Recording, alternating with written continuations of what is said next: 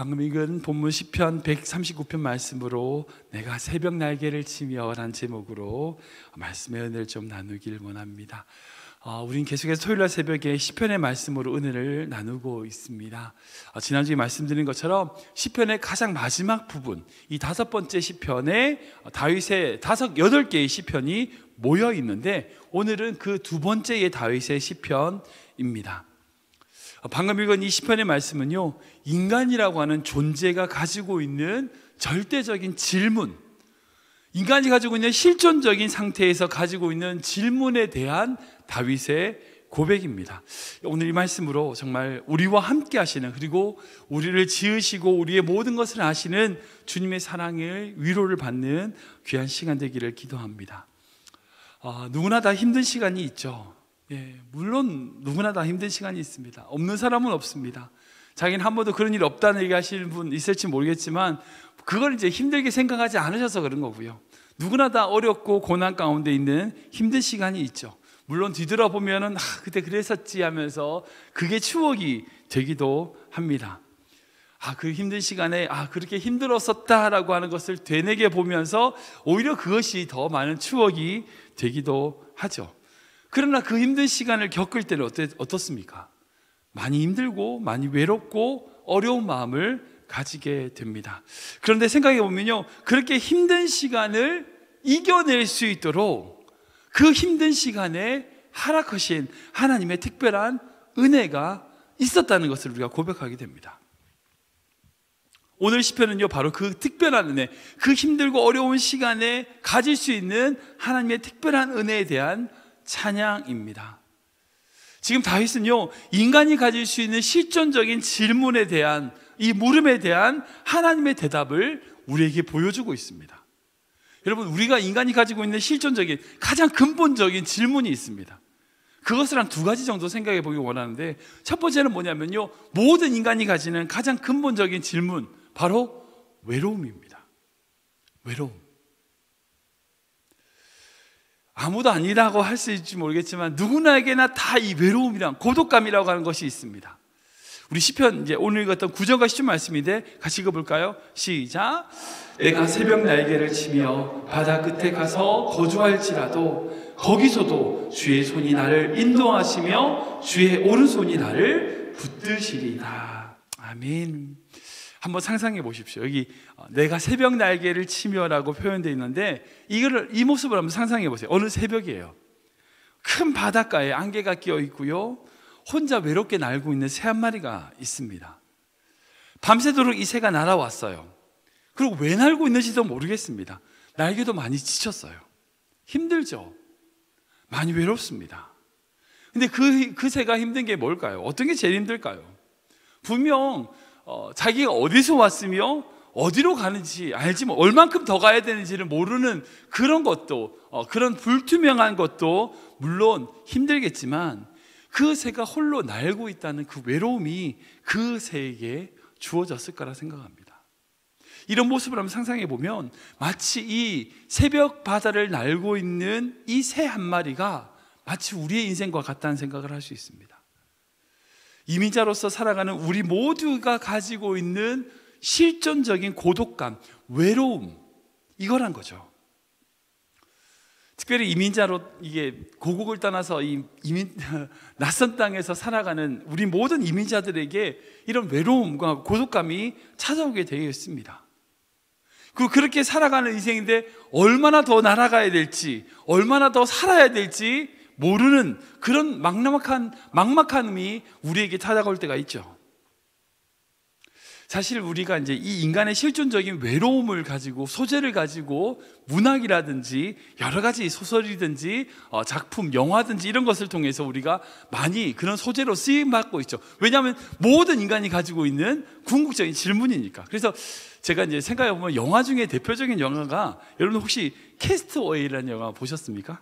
이게 톰 행크스가 주연한 캐스트어웨이라는 영화를 보면 혼자 무인도에 갇혀가지고 살아가는 어떤 로빈슨 크루소 이야기처럼 그런 이야기가 있습니다. 그리고 2010년도에 개봉된 나는 전설이다라고 하는 윌 스미스가 주연했던 영화가 있어요. 나는 전설이다라고 하는 영화의 그런 어떤 장면을 보면 어떤 게 있냐면 뉴욕에 혼자 살아남은 거예요. 빌딩이 다 있는데 텅텅 비어 있고 살아있는 사람이 윌 스미스 혼자밖에 없는 거예요. 그러니까 자기가 너무 외로우니까 이걸 어떻게 극복하냐면 그 영화 빌려주는 DVD 샵에다가 마네킹을 막 세워놔요. 그리고 그 마네킹하고 막 대화를 하는 겁니다. 그리고 마네킹 이쪽에 여자 마네킹 세워놓고 저기 남자 마네킹 세워놓고 남자한테 가서 저 여자 이쁘다고 소개시켜줄까 뭐 이런 식으로 마네킹하고 대화를 하는 거예요. 너무 외롭다 보니까 혼자 살아남았다라고 하는 것에 대한 외로움을 이기기 위해서 그런 행동을 하는 그런 장면이 있습니다. 여러분, 문학 작품이라든지 영화든지 그런 예술 작품에 이렇게 혼자 남은 인간에 대한, 이런 인간의 고독에 대한 그런 것들을 그 표현한 이유가 뭘까요? 바로 우리 모든 인간에게 다 그게 있다는 겁니다. 우리 인간에게는요, 근본적인 고독이라는 게 있어요. 근본적인 외로움이 있습니다. 겉으로는 웃고 있지만 속으로는 외로운 거예요. 주변에 사람들이 가득 있는 것 같지만 혼자 있을 때는 외로움이 엄습해 오는 겁니다. 즉 인간의 기본적인 외로움에 대한 것이 모두에게 있다는 거죠. 그런 인간의 외로움에 대하여 다윗이 지금 비록 뭐라고 얘기하고 있어요? 내가 그렇게 새벽 날개를 치고 날아간다 할지라도 주님의 손이, 주님의 오른손이 나를 어떻게 하신다고요? 붙드신다고요. 이렇게 고백하고 있다는 거예요. 성경을 봐도 마찬가지입니다. 성경을 보면 다윗이 오늘 이렇게 고백했지만 다윗이 다른 시편들을 보면요, 다윗이 지금 어느 때까지니까라고 하면서 다윗의 외로움을 고백하는 그런 시편들이 있죠. 로드나무 앉아가지고 혼자 앉아가지고 죽기를 구하고 있는 엘리사의 모습을 한번 생각해 보십시오. 디모데후서 말씀 보면요, 혼자 있는 게 너무 힘들어가지고 디모데에게 빨리 오라고 얘기하고 있는 사도 바울의 외로움이 있어요. 예수님도 마찬가지죠. 겟세마네에서 예수님이 기도하실 때에 너희가 한시도 나와 함께 깨어 있을 수 없느냐라고 하시면서 예수님 혼자 외로움을 느끼시는 그런 장면들 또한 성경에서 볼 수 있습니다. 그런데 그런 모든 외로움에 대한, 그런 모든 인간이 가지고 있는 실존적인 그 고독감에 대한 질문에 대한 주님의 대답은 내가 너와 함께 있다는 거예요. 비록 내가 어느 곳에 있다 할지라도 주님이 우리와 함께 하시겠다는 것이 바로 오늘 시편을 통하여 우리에게 주신 주님의 대답이라는 거예요. 우리 8절 말씀 읽어볼까요? 같이 읽겠습니다. 시작. 내가 하늘에 올라갈지라도 거기 계시며 스올에 내 자리를 펼지라도 거기 계시니이다. 아멘. 아멘. 우리가 어디를 간다 할지라도, 우리가 비록 하늘에 올라가고 스올, 이게 지옥이거든요. 지옥에 내려간다 할지라도, 지옥과 같은 자리에 있다 할지라도 하나님께서는 어느 곳이든지 우리와 함께 하시겠다라고 약속하시는 거예요. 그리고 그 약속을 신실하게 지키시는 분이시라는 겁니다. 특별히 이민생활 하다 보면요, 삶이 더 그런 것 같아요. 이민생활의 삶이 더 그런 것 같습니다. 외로움을 느끼죠. 아무도 내 옆에 없는 것 같고 아무도 나를 알아주지 않은 것 같은 그런 상황이 우리에게 닥칠 때가 있어요. 그러나 사랑하는 성도 여러분, 주님이 계십니다.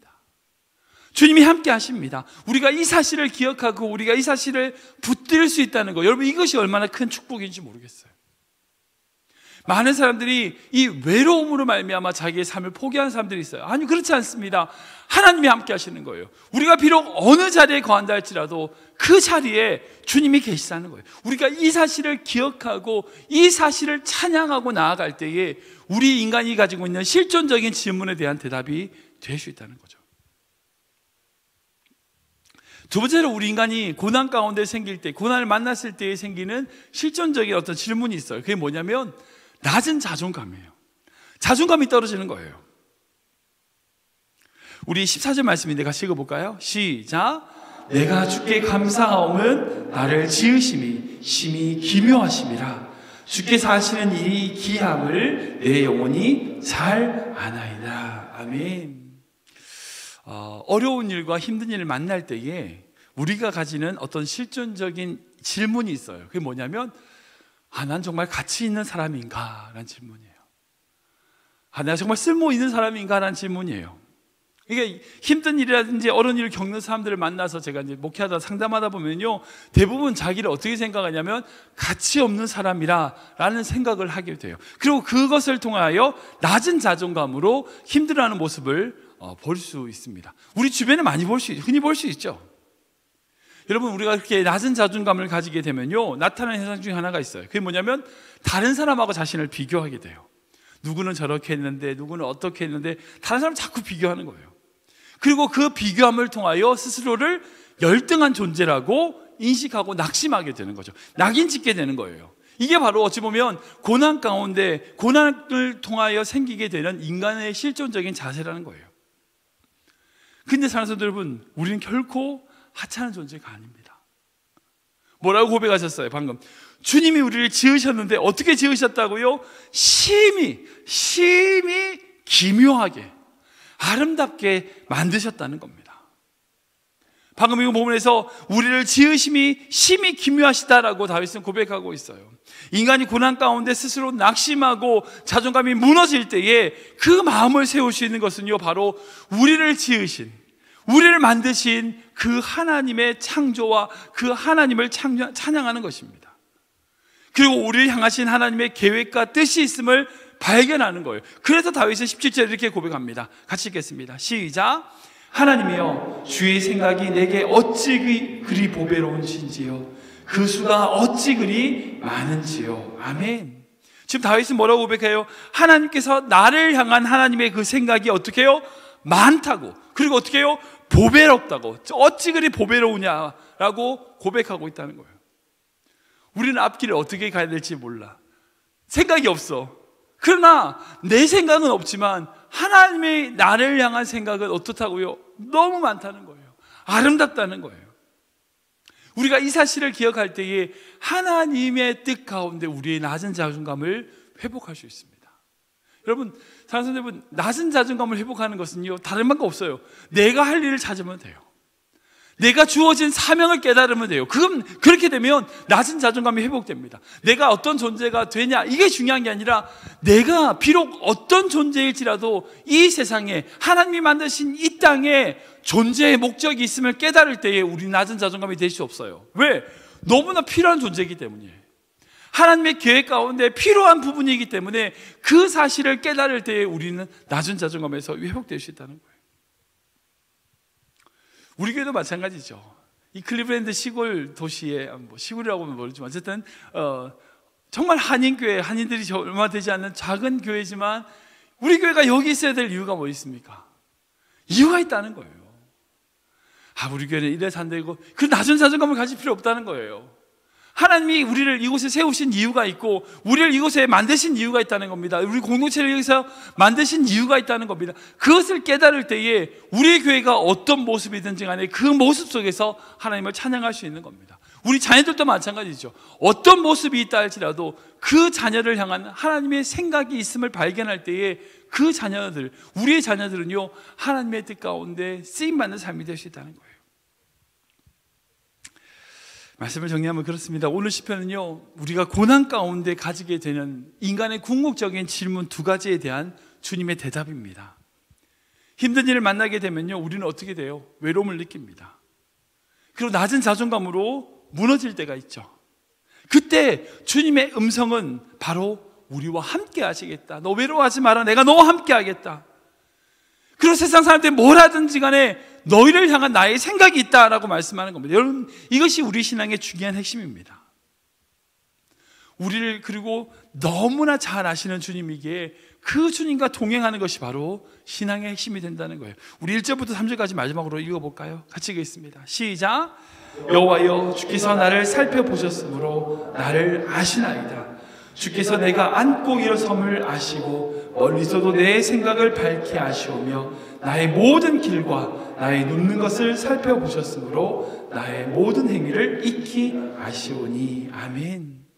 사랑하는 여러분, 우리 하나님은 우리를 아시는 분입니다.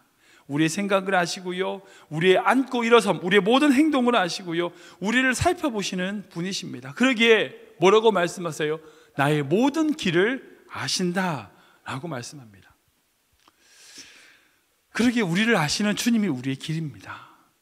주님께 나아가는 것이 우리의 길입니다. 세상엔 길이 없습니다. 주님의 길입니다. 출애굽기 14장 말씀 보면 애굽에서 나온 이스라엘 백성의 모습이 있죠. 이 이스라엘 백성들을 하나님 어디로 보내십니까? 바히롯 앞 바알스몬 맞은편 바닷가로 하나님이 그 이스라엘 백성을 보내십니다. 여러분들, 이스라엘 백성들이 가나안 땅에서 이제 이 애굽에서 벗어나서 가나안 땅으로 가는 가장 좋은 길이 있어요. 바로 왕의 길, 왕의 대로라고 불리는 지중해 해변으로 걸어가는 길이 있습니다. 근데 하나님은 어떻게 하셨냐면 그 지중해 해변으로 가는 좋은 길을 가라가지 않고 바다로 보내셨어요.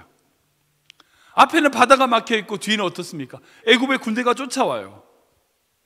뒤에는 애굽 전차 부대가 쫓아오고 있고 앞은 바다로 막혔어요. 완전 사면초가 이제 다 죽게 된 거예요. 길이 없는 그 상황이 된 겁니다. 그때 하나님이 어떻게 하셨어요? 그 홍해를 갈라서 길을 만드셨습니다. 이것이 하나님의 방법입니다. 우리 인간이 생각할 때는 길이 없는 것 같아요. 그러나 주님의 길입니다. 우리 인간이 생각할 때는 다 막힌 것 같아요. 아니요. 그러나 우리를 아시는 주님, 우리와 함께 하시는 주님, 그분이 우리의 길이 된다는 겁니다. 그리고 주님과 함께 거하는 그곳이 바로 길이란 것입니다.